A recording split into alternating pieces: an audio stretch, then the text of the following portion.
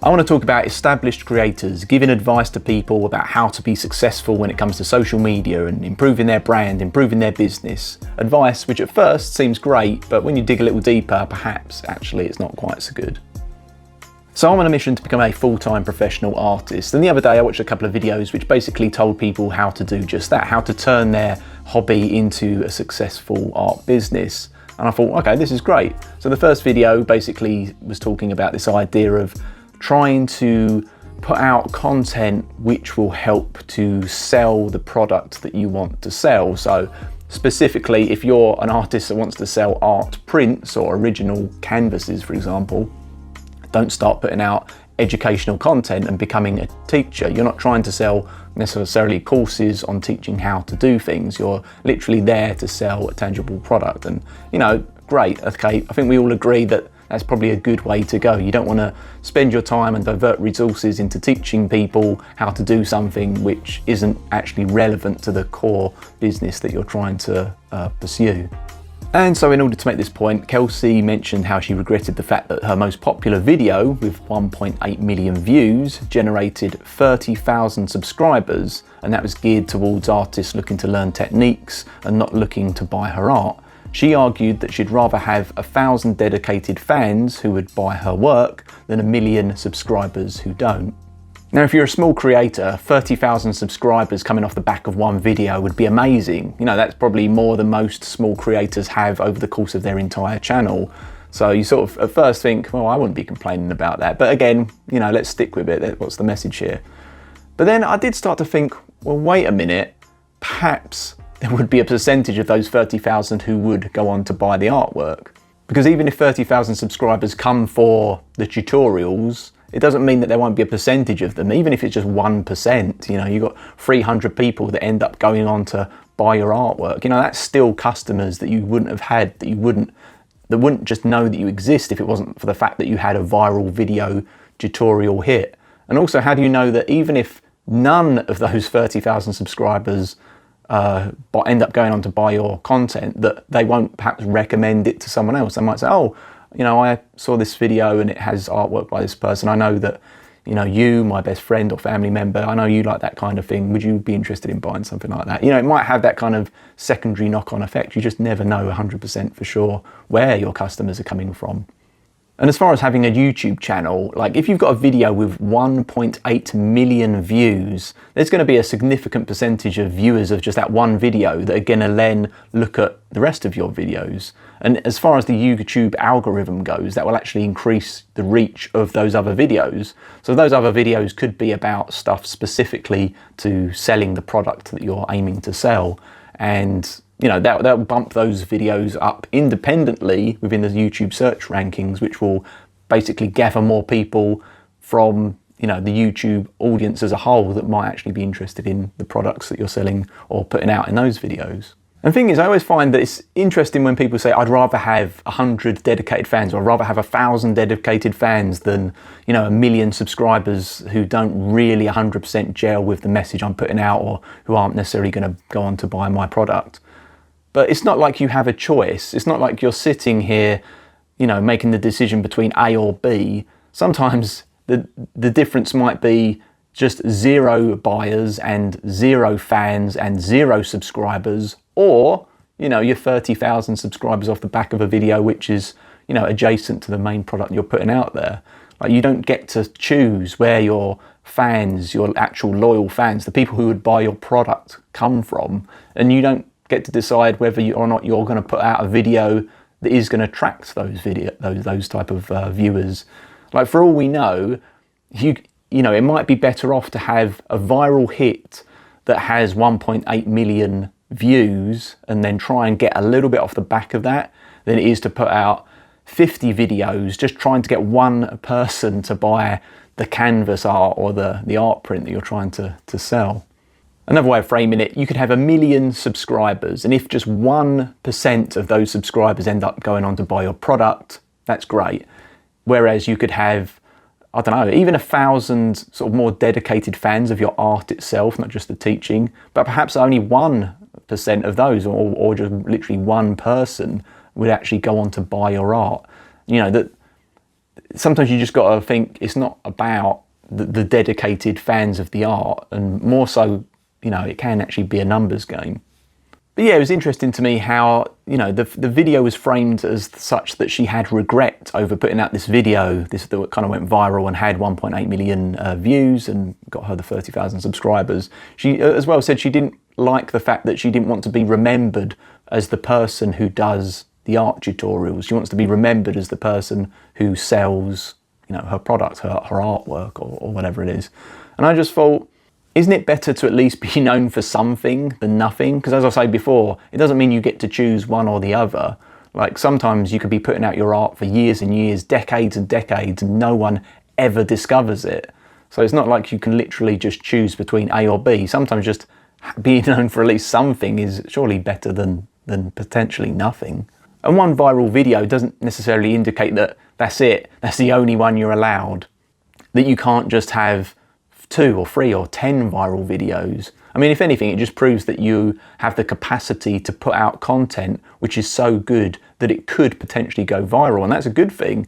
You know, moving forward, you can now put out videos on wherever the hell you like. You know, it doesn't have to always be that you're going to be pigeonholed into this role as an art educator, for example, if that's not what you want. You can always potentially swap. It doesn't mean that you have one viral success and that's it for the rest of your life. You'll never escape the shame of being known as the art educator, even though that's not even particularly a bad thing. But overall, you just can't choose which of your videos will end up going viral. You know, you can try and do your best to make a video succeed well on YouTube and, you know, reach millions of potential viewers, but ultimately you don't have a choice over that. I think most people that create YouTube channels, they genuinely think that most of their videos are good videos, and they don't just put one good one out expecting or hoping that that will be the viral one, and then they're completely lazy with all the rest. I'm sure most people try and do a good job on all their videos, and it just so happens that one succeeds and the others don't. And if in an ideal world you had one viral video that specifically talked about your artwork, the products you were trying to sell, rather than the education side of things, well, actually, I don't even know if that's possible. I mean, YouTube skews more towards entertainment and educational content. So rather than almost like effectively a sales pitch, which it would always be if you're trying to sell your artwork and trying to promote that fact. I mean, there's other ways of sort of mixing in educational or entertainment content, or just, you know, personal vlogging content along with the artwork that you're producing. But I just don't know whether those types of videos could ever have, you know, the close to 2 million viewer success videos that one good quality art educational video could have. Maybe it could, maybe I'm wrong, but like I say, it's not all equal. You know, you can't just say that, oh, I regret having the video in the niche of the educational stuff, whereas I should have been concentrating my efforts in some other niche, which is ultimately what I want to be doing. Like, I get the whole idea that you're here to sell, you know, you're there to set out to sell the product that you want to make, that you have made, and going off on tangents potentially isn't going to help you get to where you want. But maybe it will. You know, maybe if I, being an artist, want to talk about, I don't know, cars or something, you know, let's just say I want to talk about Lamborghinis and Ferraris, and it's nothing to do with selling my art, but potentially if I then come back to my art after having built up an audience of people that are interested in owning Lamborghinis and Ferraris, it's like, okay, well, I now at least potentially have an audience of however many thousands of, you know, rich millionaire types that can afford Lamborghinis and Ferraris that could potentially then go on to buy my art. Maybe none of them will, but at least that's like a audience that I could potentially sort of pitch to. Whereas if I just don't have anything, then you know, who am I going to pitch to then? And the trouble is with art content specifically, I think a lot of artists have realised that they can't just roll up to YouTube or Instagram or TikTok or whatever and just say, hey, I'm an artist, I made a thing, here it is, and then go on to get commissions or sales or whatever it is. It just doesn't work like that. You know, most artists try it. You know, they'll say, oh, here's some artwork I did, you know, thanks for watching, or here's a little time lapse I did, thanks for watching. But then they don't get the views, they don't get the attention, and then the typical thought process for artists is to think, okay, well, what would get me views? What would get me attention? Just anything related to what I'm doing, how is the best way to go about doing that? And obviously artists are going to know how to create art, they're going to have a skill set in that, they're going to know that people will want to be able to do the things that they can do. And so it's kind of like a natural progression to then go into educational content, even if really you don't want to be an educator. I mean, I know exactly what that's like. My first ever website that I created 25 years ago, in fact, it was probably it was more like 26, 27 even. Like, I put my artwork up and, some people viewed it. But even back then, I realized that if I had some tutorials that I was offering, then people could, come for the tutorials and then stay for the art. It kind of got my name out there. And it did actually end up leading to, related jobs and getting work within the art and design industry. So it can just be like a little catalyst to sort of bring people into your world. So I think what people are doing is trying to put out some goodwill into the world. They're trying to build trust with their audience, which is the thing that all marketers would tell you that you're supposed to do. And so they put out free content. Here's some tutorials. This is how you can do something which took me years to do. I'm going to tell you how to do it in the space of, a 30-minute tutorial video. And that's good. That's creating trust. It's creating goodwill with people, with it's potentially building an audience. And from there, potentially you could go for the sale of something. Like the mechanisms that I think a lot of artists employ when they go straight from, being an art creator, wanting to sell the art, to then kind of divert into the educational side of things. It's like, it just seems very natural, like that is what you would do. And I completely understand the idea of not wanting to pigeonhole yourself into being known as the art tutor, because then you end up spending so much time trying to figure out how to put new art educational content out there. But like I say, it really isn't like a binary alternative between that and then just making all your money or the same amount of money or whatever from selling your art. Perhaps just selling your art as a standalone venture, as a project, just isn't going to ever happen. So then you need to think of other things to do in order to do that. I mean, if you are an art creator, you're someone like myself, you'll know how hard it is to sell your art. Like, no one is going on the internet to search for things like, what art should I buy to be able to make me lose weight? What type of art should I have in my house to allow me to make more friends? What art should I have or buy in order to progress up the career ladder in my job? Or what art should I have which will allow me to make more money? Well, maybe that, if it's buying some fancy millionaire art piece that's going to appreciate in value. But generally speaking, like, people aren't looking for that stuff. There's these core things that, like, any kind of marketing or sort of side hustle guru type on the internet, and there's loads of them out there, will tell you that you need to do. Like, you need to tap into what people ultimately want. And there's 3 or 4 things, it's like money, relationships, health, just security, status. And if you can provide something within those kind of niches, great. Art just doesn't cover any of that. It really is such a hard thing to do. I mean, I suppose you could argue, entertainment and comedy, as well is quite a hard sell in some ways. But certainly, you don't need art as a sort of thing to survive. I mean, you can get a lot of pleasure out of it.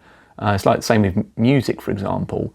But in 2025, given the fact that we can just create pretty pictures with Midjourney, Leonardo, DALL-E, all these AI apps, the fact that we're at a saturation point where there is so much amazing art, that if you're say a 10-year-old looking to start enjoying art for art's sake for the rest of your life, there's enough there to consume forever. So how do you kind of penetrate that existing saturated market, if you want to call it a market, or just domain of art and design? It's like, what can you bring to the table that hasn't been done before? I mean, you're going to do something, but it really then just comes down to more than just creating the picture. You're going to have to market yourself, and you're going to have to get people on board. And how exactly do you do that? What could I do today to get people involved in that kind of thing? That's sort of the questions I think artists need to ask themselves. And the second video I watched was very much focusing on this idea of stop focusing on the metrics, be authentic to who you are, and let that be the thing that's going to propel you forward in life. And again, it makes sense. You know, you can get really caught up in like what people are viewing and what the algorithm is serving, and therefore you kind of end up going in a direction that potentially isn't what you want to do, and you feel a bit disjointed, and you're not really giving your best because you're doing something the algorithm wants, but it's not the thing that you want, and then you feel kind of detached from it, and you're not able to fully connect with real human beings. You're not able to fully communicate what you actually think, which people would probably find a lot more genuine in order to listen to. The trouble is, the game is really tough for beginners. Like if you're just starting out and you want to get noticed, you could be as authentic as you like, but I mean, I know what it's like to just put a video out into the world, or to put content on social media, and then it's as authentic as it can be. This is just me, especially with artwork. Like, you literally put a piece of your soul into your creations, and you're like, okay, well, this is me. Do you like it, world?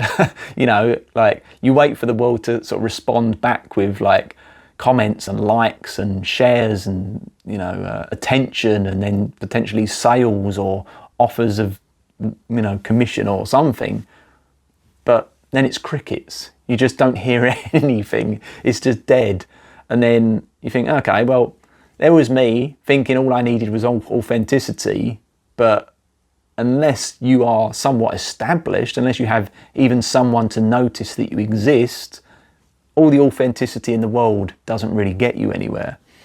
So actually, I think it's perhaps a good idea when you're starting out to look at your, for example, view count video or social media post, and to think, okay, well, compared to content which is succeeding, like, what am I doing wrong? You know, as a first port of call, I always say, like, you have to just take responsibility for yourself and try and determine what exactly you might be doing wrong. You know, perhaps, you know, so far as something like a YouTube video goes, you're putting some stuff out there and the audio is really bad. Maybe there's a music track that's so high that you can't even hear the person speaking. You know, you just haven't quite figured it out yet. Perhaps the lighting is so bad that, you know, it looks like the person's, you know, speaking out from the depths of some dingy castle dungeon or something. And it's, you know, it's all good and well, but that's not very good as far as a viewing experience goes. And with me, you know, I'm willing to admit that this video doesn't have tons of edits and, you know, like every 2 to 3 seconds, tons of cuts, tons of sound effects, tons of other stuff going on, which people would find potentially more engaging with. Yeah, you have to look at what you're doing, and you have to admit to yourself, okay, well, look, for example, I would admit that I'm doing some things right, I'm probably doing some things quote unquote wrong, but I also have to look at like how much time I want to spend investing into a video, especially a video which, you know, being in that kind of, I've talked about this before, like a low tier YouTube rank means that I'm never going to get, you know, 200,000 views on every video I put out there. You know, they're always going to be stuck between a maximum bracket, typically of between 100 to 200 views. So given that, you know, I'm not going to necessarily spend a week of my life just so that, you know, I can make the tiniest of impacts. And I'm glad that I can at least make a tiny impact. I know there's probably a few people that are happy to watch what I'm putting out there and kind of think that I might have something, so there's some weight to the sort of advice or the ideas that I'm putting out into the world. I don't know, but certainly you have to weigh these things up and, you know, figure out ways to, you know, improve what you're doing. So this whole idea of authenticity in isolation, I mean, it's okay, but you need to potentially, certainly as a beginner, look at the first 20 seconds of a video and think, well, was this video engaging enough to warrant people watching more of the video? You know, was the thumbnail, you know, high enough quality to make it look like this is a serious person that has something serious to say that should be worth listening to? You know, all that kind of stuff. I think sometimes it is worth kind of getting into the nitty gritty and realizing like, okay, so I've realized that actually, you know, this is how the platform works. This is the you know, like I have to consider having, you know, a YouTube title length of a certain type, or if I want to succeed in having my videos found in a YouTube search, then I'm effectively going to need to title my video as a search term. For example, how do I draw an elephant? You know, if that is my video, and if my video genuinely is me teaching how to draw an elephant, then that's what I need to do. you know, me saying, I did some drawing today, you know, that isn't going to rank in those searches. And, you know, some of this stuff may sound like common sense, but I think when you're just starting out, you have to learn all these little intricacies of the platforms you're marketing on. And perhaps, you know, the idea of just be confident, bro, just be authentic, bro, just be consistent, just be whatever. You know, there's these things which, you know, I can't disagree. They are completely right. But at the same time, those things in isolation aren't going to get you to where you've got to get. And you do, certainly as a beginner, you know, in the current year, have to really consider the sort of the tweaks, the little things you can do to get an edge over, you know, the competitors that are going to be also trying to be authentic or trying to be consistent or trying to be whatever the hell they're trying to be that, you know, you're also trying to be, if that makes sense. And it's a weird one because, like, you know, Chris in his video mentions about being honest. You know, people can tell if you're a bullshitter and you're being inauthentic. And I just wonder, like, that's okay if you're putting out some kind of personal branded project that you are personally invested in. What happens when you're sort of trying to sell a product which you yourself didn't make? Perhaps you're working for a company that has put you in charge of, you know, social media marketing, digital marketing, and they said, look, we need you to go away, make us YouTube videos to promote our, I don't know, our plates. I don't know. We've made these plates, non-shatterable plates, you know, but at the end of the day, they are just plates that you would, you know, put your food on or whatever. They're nothing special. And it's hard to then always be authentic about everything you're doing in life. Because maybe you don't feel authentic, maybe you don't think these plates are amazing, but you need to do it regardless. So to some degree, I'm not saying you need to go out there and bullshit people, but you have to also wrestle with the realities that, you know, sometimes things aren't great, sometimes things are shit. I mean, and I try to be honest and say, like, certainly with the pursuit of art as a professional, you know, that is to say someone who makes money from their art, it's really fucking difficult, and 99% of us aren't ever going to make it, which is, oh, it's horrible to think that, you know, we're passionate about this thing and we want to turn it into a career, but we're just not going to do it.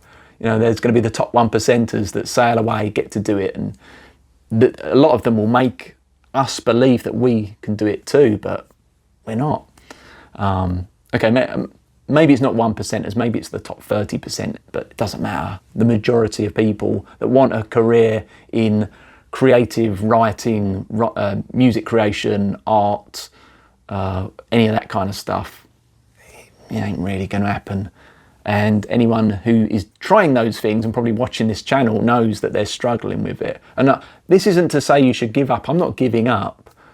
You know, I'm still naive enough or stubborn enough to believe that I could potentially make something of myself to get to where I want to get. And that's good. I know that, well, at least I have that, because that is the one thing that sets me apart from, I think, a lot of people that maybe struggle a bit and then give up a little bit too soon. And because you just never know when, you know, if success is on the horizon, and you just need to get over that point. So, you know, I try and just be, for me personally, I like being based in reality, to be honest, to say that the artistic venture is really, really difficult. And, you know, for some people it's not going to be difficult. It's just going to be quite easy for them. But okay, that's them. That's not most people. Most people are going to find it really difficult. And I'm going to tell you that if you're like that, you are going to find it really difficult. But does that mean we give up? I'm not advocating necessarily quitting, although I know exactly what it's like to feel like quitting, and I have questioned that before. Check out my older videos. You feel like quitting. Hell, maybe I will quit, I don't know. But that's not what I'm advocating. I'm just putting out the reality that it's hard when everyone else is telling you it's bullshit, and you're, you know, going about the world thinking, well, no, this is actually not easy. You know, people are saying that it's all doable, but look at me, you know, I'm however many years into this and I'm still struggling to get there. So I think it's good to just acknowledge that fact so that people know that they're not alone, and that that's a more genuine experience of this whole endeavour. And yeah, I will just say, I appreciate that the people like Kelsey and Chris in these videos are just trying to put out a positive perspective. They're trying to help people. They're trying to you know, put forward an idea, and their idea isn't even wrong. Like, both these creators, I think they're fucking awesome. Chris especially, I watch his videos all the time. I think he's on it, and 99% of what he says, I'm completely on board with. Even you know, like even this video which I'm critiquing, I'm also just offering, you know, an additional slice of perspective, because at the end of the day, things are complicated. Life is complicated, and I think it's worth every viewer of every video, especially when it comes to like you going out trying to find success in something. You know, you're listening to other people teach you how to do it or explain how they did it. It's worth you like taking it with a pinch of salt and not taking advice verbatim. Don't take my advice verbatim. I'm just putting forward a perspective. I think that's what you should do. Find different perspectives and use those different perspectives to get an overall sense of reality of what the world is like. Because then it's just easier for you to just move forward in life and do what needs to be done.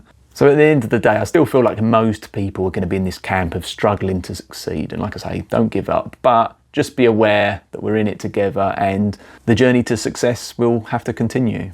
Anyway, thanks for listening, and I'll see you again in a future video.